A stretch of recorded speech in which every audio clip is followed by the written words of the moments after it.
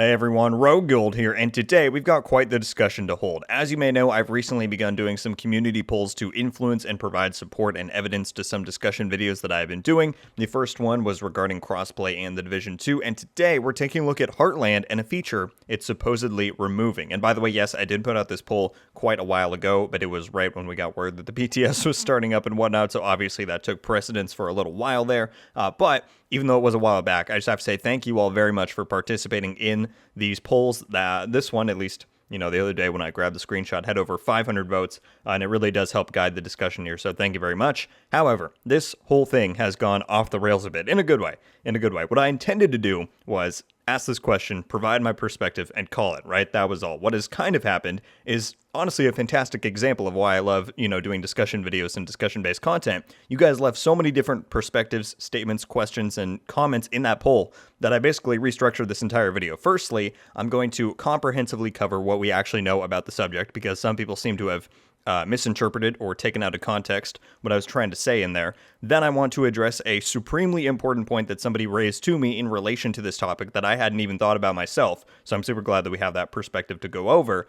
And then I want to explain my own perspective and theory on this whole debate. So the plan has certainly changed here a bit, but I love it. Gauging and incorporating community perspective is exactly why I love doing what I do, and I'm happy to integrate that into this video. That said, this might be a long one because I'm adding all those things in, but we'll see how quickly we can get through all of this. But stick around. It's going to be a good one. Let's not waste any more time, though, and get right into today's topic, Heartland and character creation. So for those who didn't see it, let me start with reiterating what I asked in that poll. In the recent Division Heartland listing on Ubisoft's website, it states that we will get to play as one of 6 agents. Without much details being available, this has already caused a lot of argument and indecisiveness amongst the community. As different as the proposition sounds to what we're accustomed to in the Division 1 and 2, I believe it could be a strategic decision by Red Storm to generate more revenue for the game and for the franchise as a whole, and this is what I want to discuss in this upcoming video. And then here's the question that I asked there.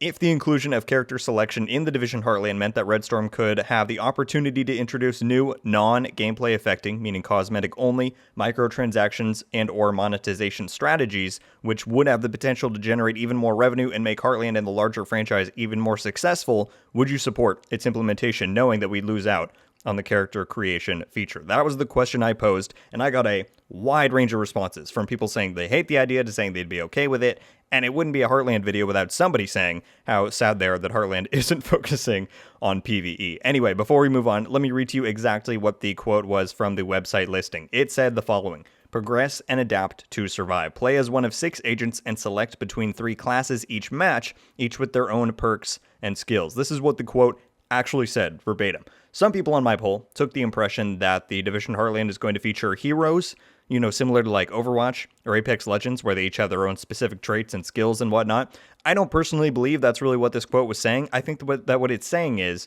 that each of the 3 classes mentioned in there will have their own perks and skills, but likely not the characters themselves, which makes sense because if you were going the Overwatch route, you would need more than 6 heroes to launch with, right? But regardless, this is what I believe it was saying there for anyone who might have been confused. Now, before I get to my own perspective and belief here for why Red Storm might have chosen to go this route and move away from the character, custom creation that we've seen in the Division 1 and 2, I want to raise a point that somebody commented on my poll, that somebody being Mutant Cowboy, who some of you may know him. He is a fellow content creator here in the Division space who is known for, or at least the way I got to know him, by releasing very quality, informative, and mathematic and statistics central, videos and content. Super smart, super insightful into the Division. Certainly check him out if you haven't. I will leave a link to his channel in the description. He raised a point on this poll that I honestly hadn't considered in the least, which I'm surprised it didn't, but he's completely right in what he's saying. Here's what he had to say. Something I think people might be missing is the problem Division 2 ran into. Because of the vast amount of customization and graphical demands from Div 1 to Div 2, the DZ was just unable to work with more than 12 agents. I would actually assume that the choice to abandon player-created characters was 100% needed for them to get the game to actually run properly. I doubt it has anything to do directly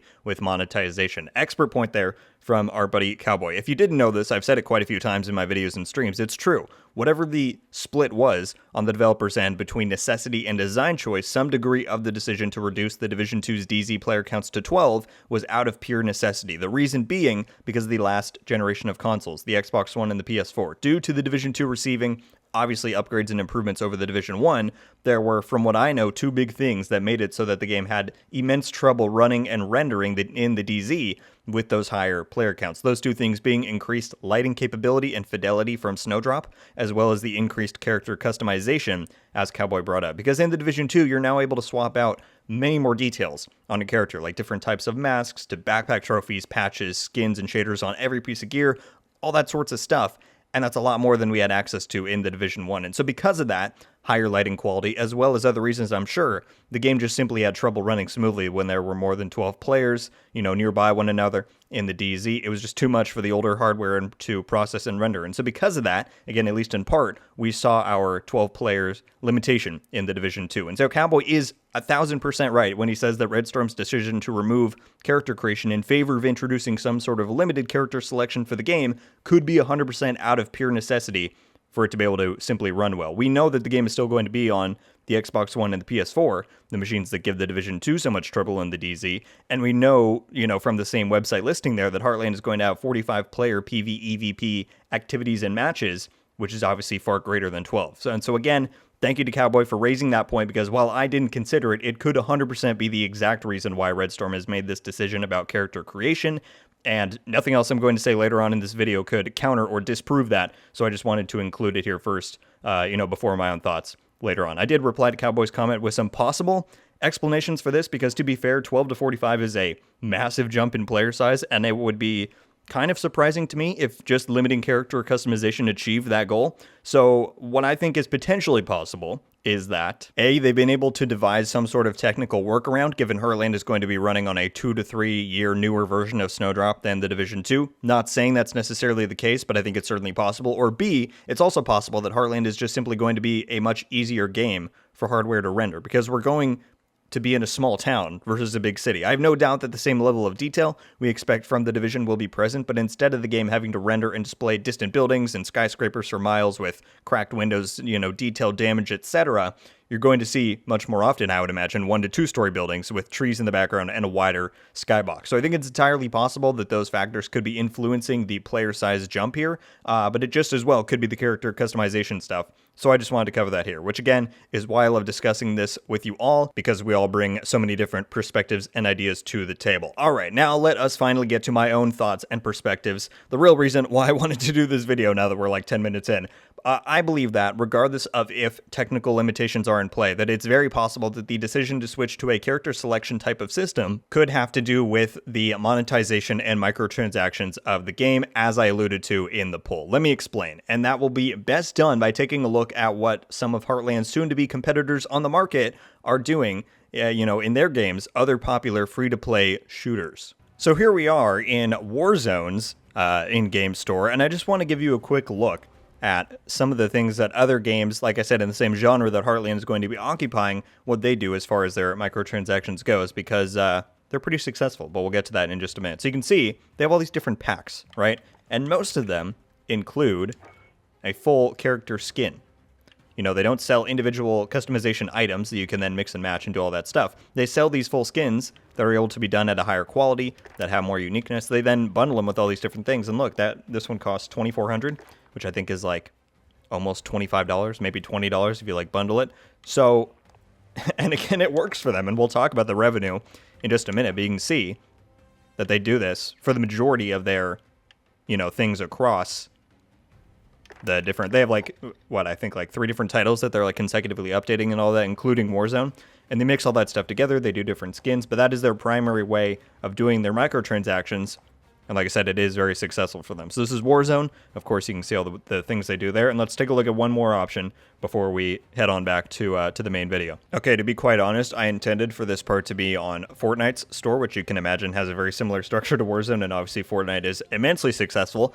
I did not realize that I had uninstalled the game yet again, though. So here we are in Apex, which works fine as an example as well. They just don't have as many options. But you can see that they do the same thing. They sell these bundles that come with these full character skins in high quality that are very unique, compared to what the base model looks like.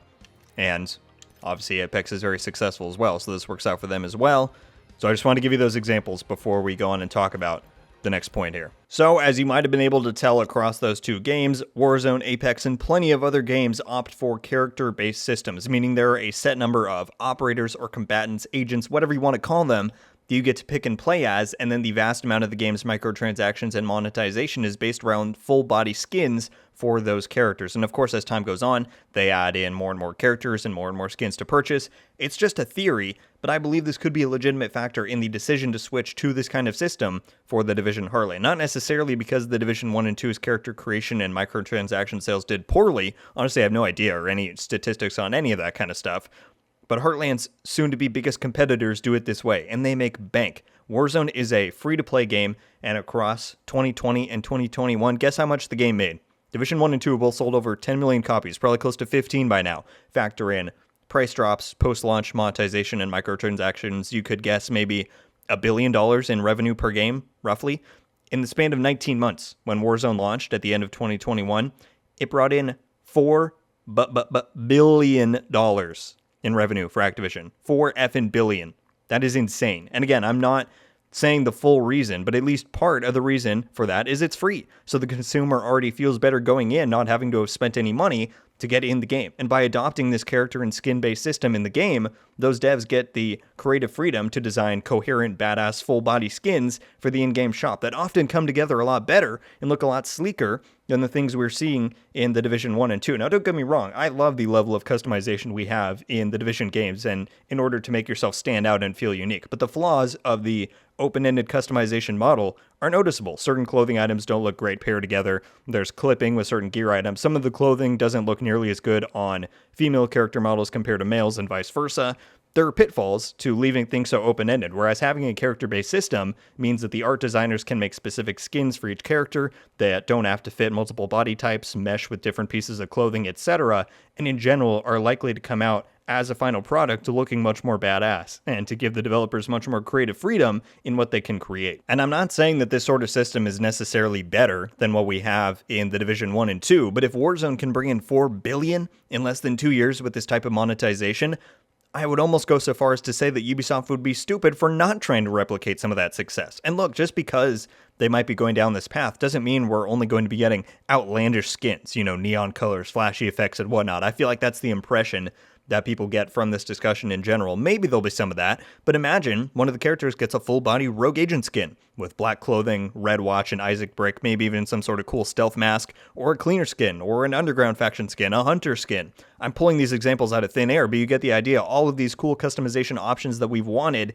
in the Division 1 and 2 could be done even better with this type of system because of the consistency that single character skins would allow from an artist's perspective. And again, I'm not saying that this could or will be superior to what we have in the Division 1 and 2, it's just different. And if it means that the Division Heartland has a better shot at bringing in huge sales returns, which in turn could mean more long-term support for it and the Division franchise, I'm all for it. Because at the end of the day, character creation is low on the list for what makes the Division special for me. If the gameplay is good, if there's proper balancing, if there's atmosphere and tone and all of that, then sign me up for preset characters with a skin-based monetization strategy. And who's to say that customization will end there? I'm sure there's probably going to be forms of weapon skins, gear dyes, all that type of stuff.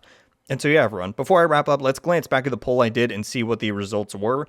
24% of you said that you would be in support of character selection for the reasons I laid out. 62% of you said that the reasons I listed were not worth losing character creation over, and 14% said that you're not sure or other. So that may seem a bit stark, 62% is a lot, but I'll be very curious to hear some of your thoughts after having this discussion, after hearing some of my reasoning and evidence, because I think some people might have taken it the wrong way. So until we get further details, those are some of mine and the community's thoughts on this whole notion of character selection versus creation. I could be totally off, but this seems like a plausible explanation to me, as well as some of the things that the community pointed out. And so I hope that this sheds some light on this topic, which I know a lot of people have been very concerned over lately. Let's all relax, see where things are headed, hope we get a good game with Heartland, and hope its game design decisions mean only positive things moving forward for the Division franchise. Thank you all so much for watching. Leave a like if you enjoyed this video, and be sure to subscribe with notifications on to be updated every time I upload. Let me know your thoughts about this entire discussion. With the context of some of the things we talked about in this video, the possibility of technical limitations influencing this decision, and the insane profitability